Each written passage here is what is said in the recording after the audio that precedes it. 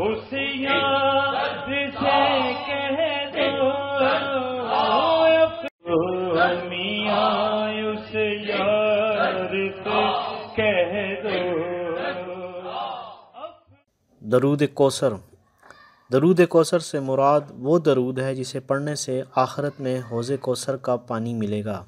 لہٰذا جسے تمنا ہو کہ قیامت کے روز ساقی کوثر صلی اللہ علیہ وسلم کے ہاتھ سے حوض کوثر کا جام ملے تو اسے چاہیے کہ وہ اس درود کو کثرت سے پڑھے، جس کی بنا پر جنت کا حقدار بن جائے گا، اور جب وہ قیامت کے روز جنت میں جائے گا تو پھر اسے حوض کوثر کا جام نصیب ہوگا. یہ کتنا بڑا اعزاز ہوگا کہ قیامت کے روز جب لوگ پیاس کی شدت سے بلبلا رہے ہوں گے تو اسے حوض کوثر کا ٹھنڈا مشروب میسر آئے گا.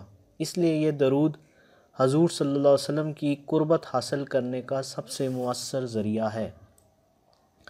حضرت خواجہ حسن بصری جو صوفیاء کے جد اعلیٰ ہیں، انہوں نے اس درود کے بارے میں فرمایا ہے کہ اگر کوئی انسان یہ تمنا رکھتا ہو کہ خدا کا قرب حاصل ہو تو اسے چاہیے کہ درود کوثر کثرت سے پڑھے.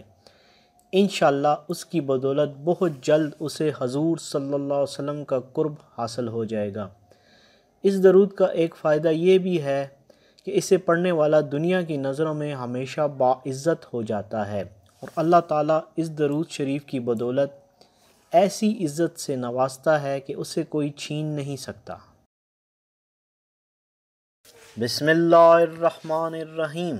اللہم صلی علی سیدنا محمد فی الاولین وصلی علی سیدنا محمد فی الآخرین وصلی علی سیدنا محمد فی النبیین وصلی علی سیدنا محمد فی المرسلین وصلی علی سیدنا محمد فی الملاء الاعلی الی یوم الدین.